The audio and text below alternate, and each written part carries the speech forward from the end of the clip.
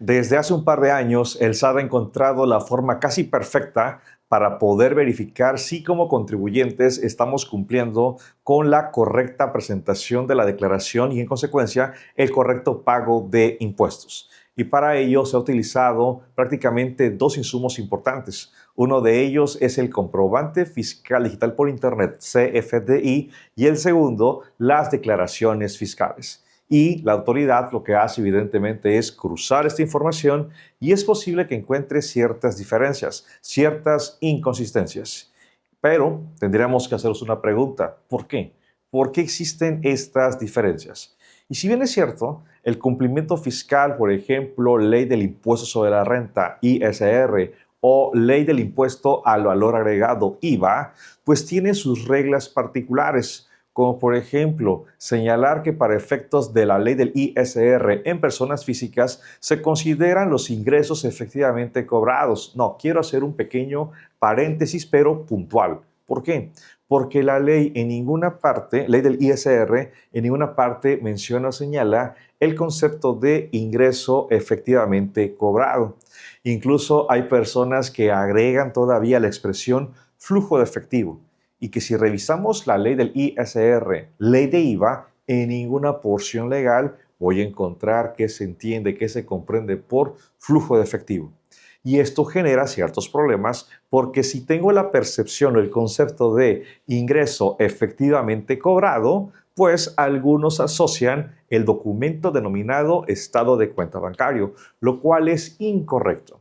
Incorrecto sí, porque si revisamos ley del ISR, va a referir que el ingreso se acumula cuando está efectivamente percibido y se hace un desglose de lo que se comprende el ingreso percibido, ya sea efectivo, ya sea bienes, ya sea servicios, pero también a través de cheque, a través de títulos de crédito y el concepto de la satisfacción del interés del acreedor. Por lo tanto, yo no puedo afirmar, por ejemplo, que solamente la cuenta bancaria es la que denota la existencia de un ingreso y que se deba declarar.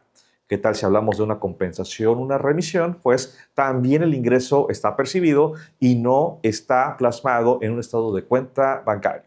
Alguien podría objetar y decir, oye Mario, pero la ley de IVA sí establece el ingreso cobrado. Es correcto, pero no es absoluto, porque de su caso va a describir que se comprende cobrado cuando es efectivo, bienes, servicios, la extinción de obligaciones vía satisfacción del interés del acreedor.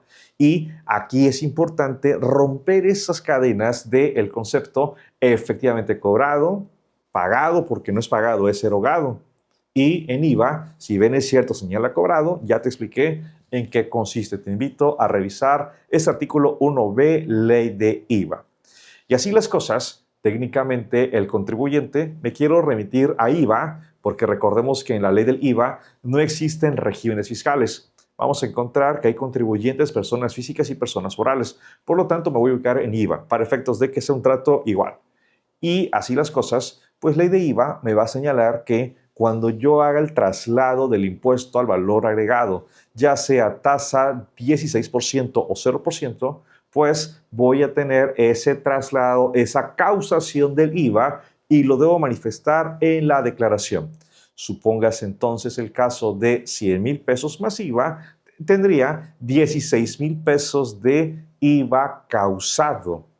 Y muchos que hacemos, pues reitero, erróneamente lo que hacemos, consideramos el momento de la cuenta bancaria, pensemos en el mes siguiente, pero también hay que decir que el contribuyente, ya sea por comodidad o porque así lo condicionaron, pues en este mes presente le pidieron que expidiera un comprobante fiscal de ingresos con método de pago PUE. Y aquí es donde vienen los problemas, en mi opinión, problemas de interpretación, problemas de aplicación. ¿Por qué? Porque en el mes presente expedí un comprobante como PUE, aunque en el mes siguiente pues hago el cobro vía estado de cuenta bancario. Y algunos de nosotros erróneamente vamos a declarar ese IVA en el mes siguiente. Pero alguien podría señalar, oye Mario, ¿y por qué erróneamente? ¿Está sugiriendo que se debe declarar el IVA en este mes presente? Sí, lo tuvimos que haber declarado en el mes presente. ¿Pero por qué, Mario? Bueno, aquí yo utilizo dos artículos del Código Fiscal de la Federación. Alguien va a señalar, oye Mario, ¿qué tiene que ver el código fiscal si estamos en la ley del impuesto al valor agregado? Bien, dame oportunidad de desarrollar estos dos fundamentos. Primeramente, vamos a recordar lo que establece el artículo 63, último párrafo del Código Fiscal de la Federación. Y este dispone que las cantidades que se encuentren amparadas en los comprobantes fiscales se presumen como ciertas. Entonces, si tú manifiestas en un comprobante fiscal de ingresos método de pago PUE, se presume como cierto que cobraste en una sola exhibición. En consecuencia, si manifiestas método de pago PPD, se presume como cierto que al momento de expedir el comprobante no cobraste el 100% de la contraprestación o cobraste una parte y se encuentra respaldado por un comprobante de pagos al cual se le incorpora el complemento para recepción de pagos. Hasta este punto, hasta este momento, nótese cómo lo que el contribuyente manifiesta en comprobantes fiscales, el SAT lo toma como verdadero. El SAT no tiene por qué cuestionar desde el punto de vista de este cruce automático, no tendría que cuestionar, pedir o dudar de la manifestación en comprobantes y en consecuencia adjuntar estados de cuenta bancarios, porque el PUE significa pago en una sola exhibición. Y además, para complementar, sabemos la existencia de un CFDI de pagos al cual se le incorpora el complemento para recepción de pagos, pues la fecha que se indique en dicho complemento es la que va a dar esos efectos.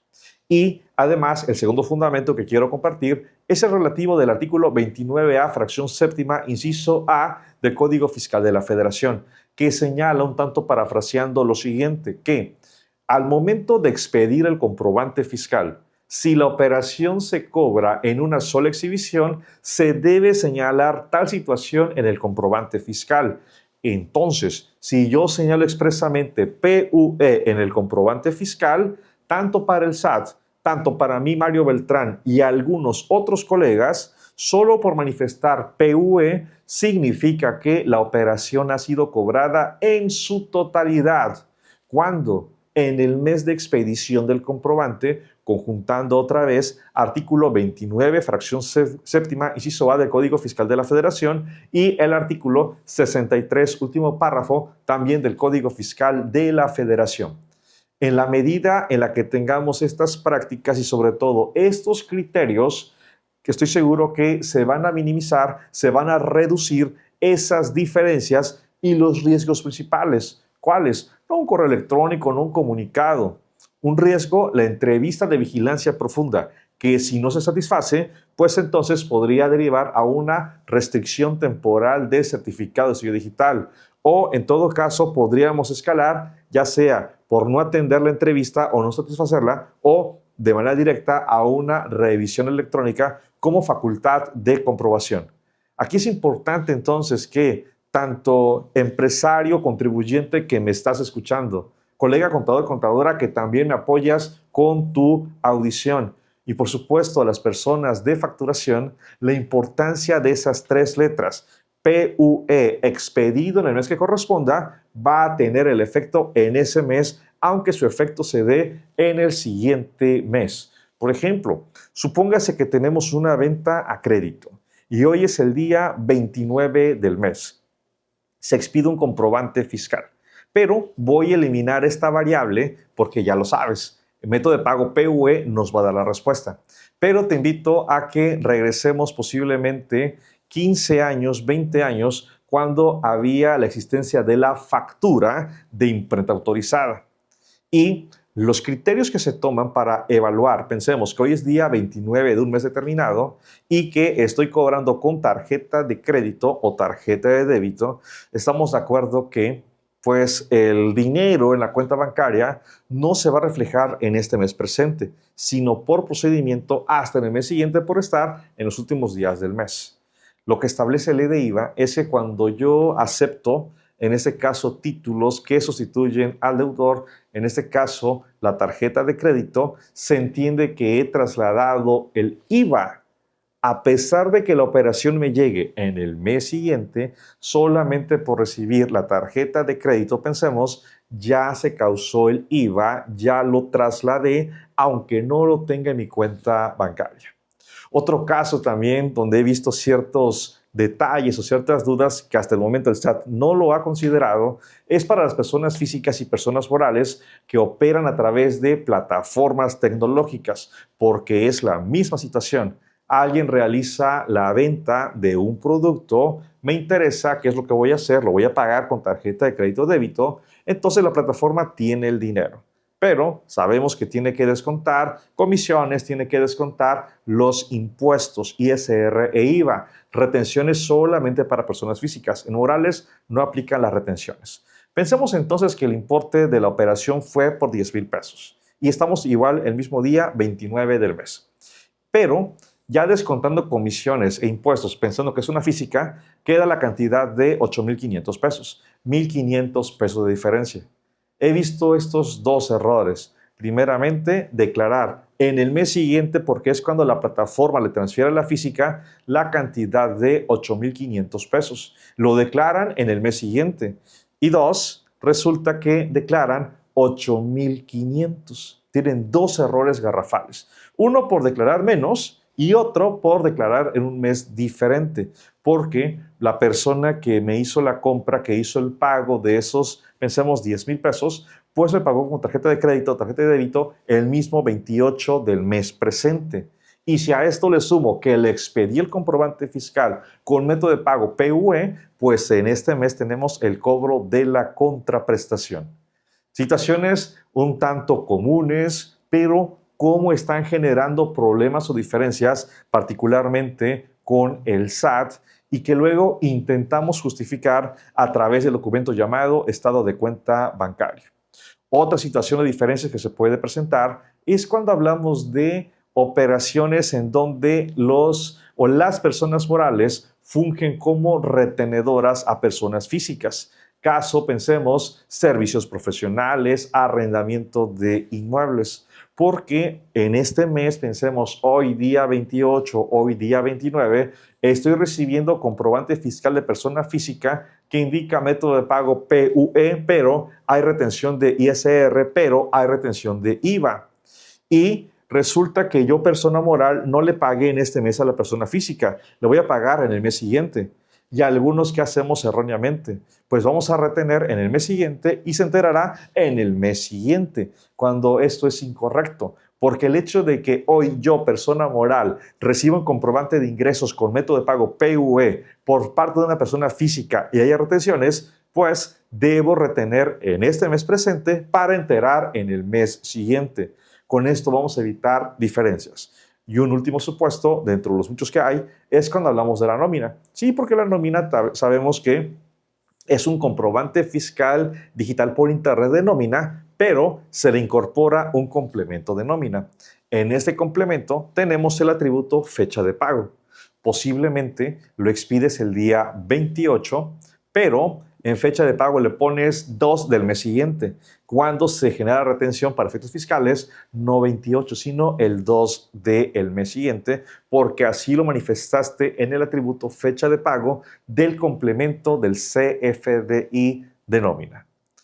Observa entonces que el control de fechas, el control del método de pago PUE es clave y fundamental para poder minimizar, no evitar, para poder minimizar esos correos o estas acciones del SAT para tener a los contribuyentes de una manera que las diferencias sean lo menos posible. Hay quienes podrían preguntar, oye Mario, ¿y qué debo hacer? Porque sí, ya encontré diferencias, pero ahora, ¿qué procede? En este caso, yo lo que sugiero es la primera acción, que es atender, y ya la hiciste. Pero, ¿en qué consiste? Descargar comprobantes, descargar declaraciones y reformular los papeles de trabajo con los criterios presentes, porque posiblemente es una diferencia del mes de agosto 2023. Y hoy, en este presente 2025, pues ya tienes otra experiencia, tienes otra madurez profesional y te va a decir, oye, lo hice de esta manera hace 2 años, pero hoy lo voy a hacer de una manera distinta con esos criterios. y posiblemente vas a decir, híjole, sí es cierto, hay un error que me corresponde pagar las diferencias, más recargos, más actualizaciones. Entonces, descargo comprobantes, descargo declaraciones y hago ese análisis. Si hay diferencias, por supuesto, las debo pagar, insisto, con recargos y actualizaciones. Pero alguien pregunta, oye Mario, ¿y debo presentar aclaración? Y mi respuesta, no. No, ni porque te corresponda valga la culpa de tener diferencias y ni porque no te corresponda. Porque estas acciones que llegan por correo electrónico o por comunicado vía buzón tributario los remite un robot. No es un humano. Ningún humano va a revisar tus 20, 30, 50, 100 hojas de pura basura porque no sirve si no reconoces que tal vez tienes un error. ¿Dónde sí se recomienda? Bueno, porque te obligan, claro está, es necesario hacer la aclaración. Cuando hablamos de la entrevista de vigilancia profunda, la restricción temporal de CCD o, en todo caso, en la revisión electrónica como facultad de comprobación. Porque ahí sí tienes que hacer la aclaración y un humano te va a leer y va a valorar. Recordando, por ejemplo, que en la entrevista de vigilancia profunda, pues no hay una respuesta por parte del SAT. Pero si hablamos de restricción de sellos, sí te tienen que responder, o en todo caso, en la revisión electrónica también te tienen que responder respecto a la atención de esas causables que motivaron dichas acciones, vamos a decirle ya legales y facultativas por parte de la autoridad fiscal. Así que por favor es importante que empresarios, colegas contadores y contadoras y personas de facturación nos pongamos de acuerdo porque no se trata de una batalla contra el SAT, sino manifestaste PUE, declara. Oye Mario, pero a ver, antes de que termines porque ya te escuchamos que te quieres ir, pero antes Mario, quiero poner este ejemplo. A ver, venga. Mario, fíjate que el día de ayer, dentro de este mes presente, pues tenemos un contrato con una dependencia del gobierno y nos ha pedido que en este mes presente expidamos el comprobante fiscal con método de pago PUE. Pero nos dijeron que nos van a pagar 4 meses después con una transferencia electrónica de fondos. Mario, ¿cuándo debo manifestar? ¿Cuándo debo declarar el IVA? La respuesta es fácil y sencilla. Mario, ¿junio? Perdón, ¿o 4 meses después? No. ¿Cómo que no, Mario, si va a estar en la cuenta bancaria? Sí, pero como el día de hoy, en este mes presente, estás manifestando método de pago PUE, le estás diciendo al SAT que ya percibiste. Me vas a decir, Mario, pero no es cierto. Es correcto, no es cierto. Pero por más crudo que pueda escucharme y sobre todo decirte, es lo siguiente. Nadie te está obligando, nadie te obligó a aceptar las condiciones de un cliente llamado gobierno. Si tú aceptas las condiciones, pues también aceptas los efectos, como es declarar sin tener el dinero. Porque, no me dejarás mentir, nadie te hizo aquí, nadie te hizo alguna acción en la cual te sientas presionado para aceptar las condiciones. Aceptaste entrar, valga otra vez, con esas condiciones, también acepta las consecuencias. Mario, es injusto. Yo sé que es injusto, pero así están las reglas comerciales con el gobierno y tú decides qué hacer. No, Mario, pero no puedes decir que si no estoy de acuerdo no acepte. Ok, éntrale al negocio, pero ve preparándote financieramente hablando para tener el recurso, la disponibilidad financiera para pagar los impuestos causados por 3 letras. El método de pago PUE.